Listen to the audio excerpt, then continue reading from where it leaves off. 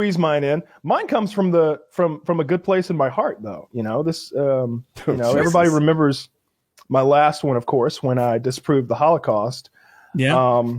Well, we're going right back to Nazi Germany. After the fall of the Third Reich, many high-ranking Nazis and their families fled Germany to the South American refuge of Argentina.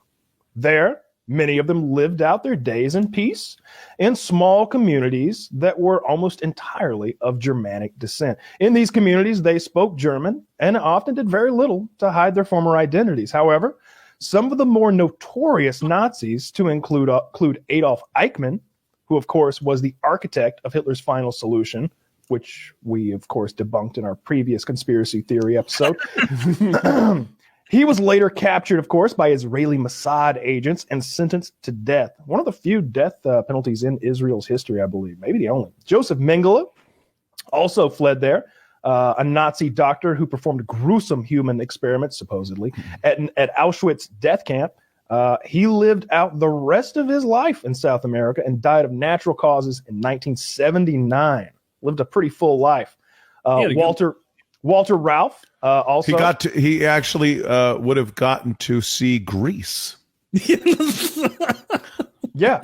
Yeah, that's thought I'd put that out there. How can you forget that classic? John Travolta just really breaking it. Yeah.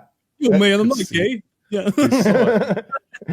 Fucking Rizzo, the whole thing. Walter Ralph, another noted Nazi, who his note to fame was that he created the mobile gas chamber by Walter Ralph. He created the mobile gas chamber by modifying large cargo trucks to divert their exhaust into airtight chambers in the rear that can hold up to 60 people. He lived in South America. Mobile gas chamber thing. Well, I'm bringing it to you right now. This is hot off the presses from 1943. He lived out the rest of his days in South America until his natural death in 1984. These are but a few of the many, many high-ranking and powerful Nazis who escaped justice, if not for the rest of their lives, then at least for many, many years. But what of Hitler? We're told that he killed himself in his bunker in the final days of the war and commanded that his and his newly married wife, Eva Braun's body, were to be burned. So that they might not be taken as trophies or displayed publicly, as was the body of Mussolini. Hitler had seen this and didn't want the same to happen to him, we're told. But why? Why not attempt to escape the same way so many of his underlings and compatriots would? Fleeing to South America had been the escape plan of the Nazis for several years. As soon as the Soviets started invading, a lot of Nazis saw that the writing might indeed be on the wall, and they started making plans. The routes, the methods, the funding to do so had been put in place for years. I put forward that, in fact, Hitler, a man who employed body doubles and excelled at propaganda, did, in fact, fake his own death and escape, like so many others, to Argentina, where he likely lived out the rest of his life in hiding under an assumed identity. The Soviets, of course, known for their truthfulness, they claimed that they captured Hitler's supposed remains not long after his death, just outside his bunker in Berlin. They were, by all reports, badly burned and amounted to little more than bone, teeth, and a severely burned body that was described as mostly mush that was unrecognizable as a human. However, they did not use these as trophies. Rather, they hid them away and eventually destroyed them. The few samples of the skull that remained were DNA tested eventually and found not only to not be Hitler's, but to not even be the skull of a man. We are left to believe that in Stalin's version, yes, that's absolutely a truthful thing. You can Google that. Stalin's version of it was a woman's skull. It was not Hitler's skull. It was a woman's skull. Stalin's version of events. Hitler was a woman? Yes. Whoa, Kyle. This is a conspiracy. God damn it. Kyle, if you can discern someone's sex from their skull after death, that would mean that gender is real. And yeah, so you're assuming gender. So we're left to believe Stalin's version of events, a man well known for his deception of the people and pro-Soviet propaganda. He'd tell all sorts of lies, things that would make the Soviets look good, the West look bad. Meanwhile, however, throughout the middle of the last century, the CIA, Mossad, MI5, and KGB all had files of claims that Hitler was living in South America, and they pursued them actively. If Adolf Hitler killed himself in Berlin, asks one, why were the world spy services still looking for him into the middle of the 1950s?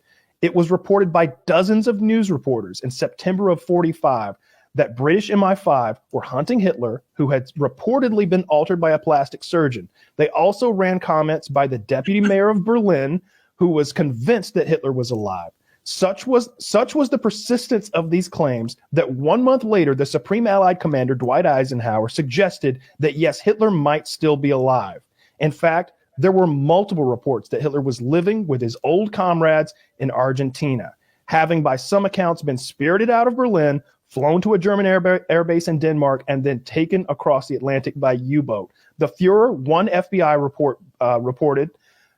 file reported, had arrived at his Argentinian ranch hideaway by horseback. Luftwaffe Captain Peter Baumgart claimed that he flew Hitler and Braun to safety in Denmark on April 28, 1945, stopping overnight in Magdeburg due to an Allied bombing. Made during his trial for war crimes in Poland in December 47, Baumgart's story was reported in newspapers throughout the entire world. Why would a man on trial for his life admit to further crimes that were new information to the court? Being tortured. Okay. So in conclusion, one of two things are true.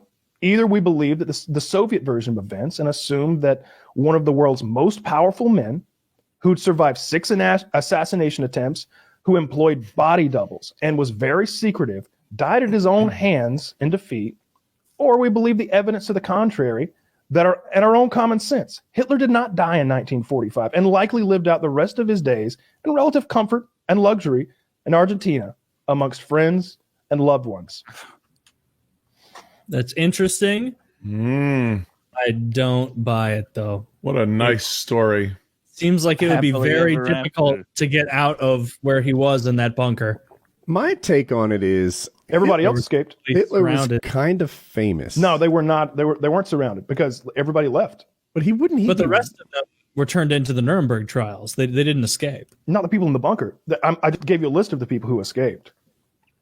They were all there at the bunker too. There were some hardcore people that did get out. No one recognized him for the next 50 years of his life or whatever there was left. They claim plastic surgery. Did he have a razor? If he had a razor, I believe he was able to escape. Yeah, my name. As long as he just whoosh that fucker off. You would not recognize Hitler without his mustache. That's true. He probably looks like a normal ass dude without the mustache. Yeah, that one move, and you just don't even look like the guy. He spent the rest of his life acting under the pseudonym Charlie Chaplin. Yeah. My name is Miguel. I am from Argentina. Yeah, no. I am Peter Julava. I'm pretty sure Charlie Chaplin was the one who was like, this bastard stole my mustache. Look. More than the other one. Have you ever seen the Whitest Kids You Know episode where they send Charlie Chaplin to go? I think they're like charging. Oh, I know what it is. The Allies are at Hitler's bunker, and they're like psyching themselves up, like, "All right, boys, this is it. Hitler's in there. Let's go take him." And they rush in, and it's Charlie Chaplin, like doing his whole bit with the cane and the hat and everything. And they're like, "That's not Hitler. That's Charlie Chaplin." And you're like, oh my God, they really think it's Charlie Chaplin. And then Charlie Chaplin's like reaches, like, he's doing the mime thing. He's like reaches over like for the Allied soldier's gun, and he's like, yeah, and he goes and like kills all fucking 3 of them. And you think, Hitler got the best of them. And then Hitler walks out of the back and he goes, "Thank you, my greatest friend, Charlie Chaplin." They're both fucking there. See, that's the conspiracy I want to hear. But also, you raised a lot of interesting points there. I like it. I'm interested by it. And I have an inherent want to believe in conspiracy theories. And that Hitler is still alive. I understand, yeah. Dude, if Hitler were alive right now, wouldn't he be like 100? Oh, not still alive. I shouldn't say that. He survived. Oh, no, he's still alive. You ever watch that movie? You ever watch the movie Boys from Brazil? Oh, no. Yeah. That's a sick movie. So the premise of that is that they have cloned Hitler, And they have like, I don't know, 80 Hitler clones, these little boys, and they have placed them in similar social conditions as Hitler grew up in. Like his father has the same job. He's like a civil servant. The mother is like a housewife or something, like whatever Hitler grew up in, like income and everything, and they're placed throughout the fucking world. And they were created in Brazil by this scientist, and this guy gets to the bottom of it. He finds out Dr. Mengele that actually got it together. Yeah, Gregory Peck. Gregory Peck. Yeah, it was a great movie. Yeah. It's a movie, or is this something? It's a movie. It's a movie. It's like a Hollywood movie, and it's really fucking good.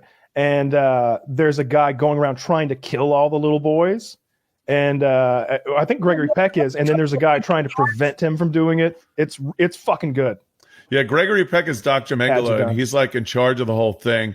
And they decided, or they figured out scientifically that if you just cloned Hitler and grew him up, that he wouldn't turn into Hitler unless he lived the same kind of life.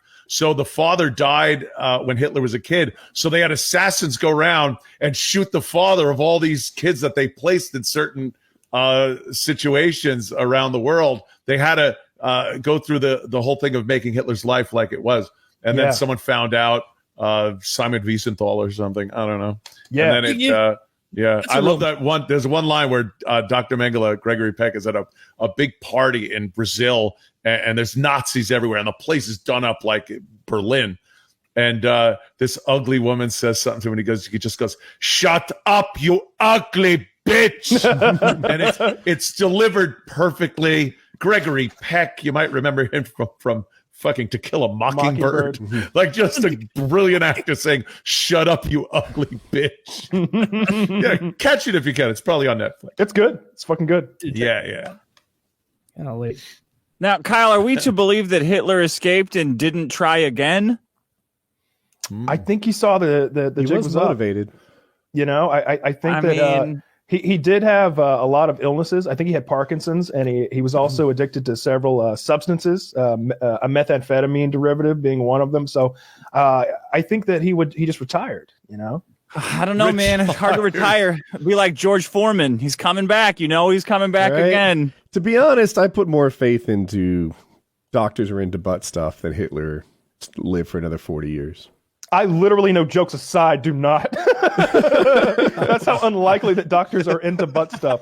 Although the Hitler thing I have heard for quite a while. It's one of those things that people have brought up for decade after decade. So mark my words. While I think it does have some validity, first. It does have some validity, I believe. But I think there's more proof that he didn't than there is proof that he did. The main piece of proof is that they claim that they have some of his teeth, and that his dentist was like, "Oh yeah, that's his teeth." And it's like, what Nazi teeth? Yeah. Those look like Nazi teeth to me. Yeah. See, but the goddamn Helen Keller shit just makes perfect sense. It's killer. It's a strong word. It's so obvious. We have history.